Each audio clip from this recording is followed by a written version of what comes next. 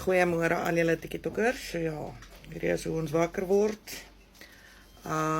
Julle vra vir my vir 'n video asseblief oor hoe om lashes te doen. So ja, vandag is my lashes af. Vandag gaan ek hulle weer doen. So check hierdie video en dan gaan jy stap vir stap sien om jou eie lashes te doen. Spaar jouself ook R500 om elke keer te gaan.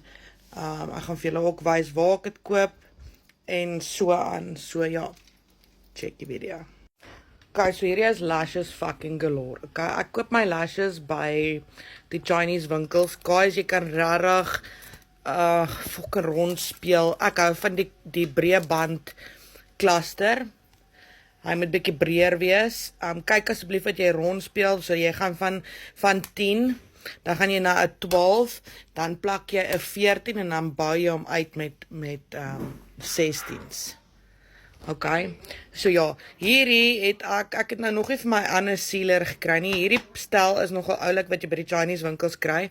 Hy het jou tweezer by, hy het jou sealer, as ook jou gom en ook remover. Sien, ek het hierdie goed nou al fucked up gebruik.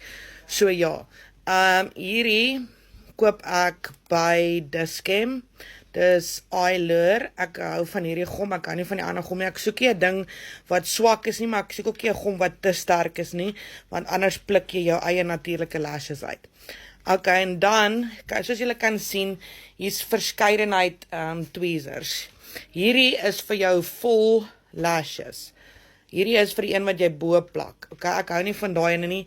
Ek hou ook nie van hierdie nie. Dit voel vir my of ek nie my lashes lekker gegrip kry met hierdie nie. So ek verkies hierdie tweezertjie. Okay, nou gaan ek julle wys hoe om dit op te sit, stap vir stap. So ja, nou het julle alles gesien wat julle nodig het. Ek wil net ook gou by hierdie video sê ek is besig om 'n giveaway box van my gunsteling produkte aan mekaar te sit. Hou my page dop. Julle gaan sien wanneer die giveaway is. Dat ek julle net gou wys 'n paar goedjies wat daar gaan in wees. Soos my rollertjies, my make-up borseltjies wat ek gebruik. Ek gaan lashes, ek gaan 'n tweezer set. Hier gaan nog baie ander produkte hier bykom.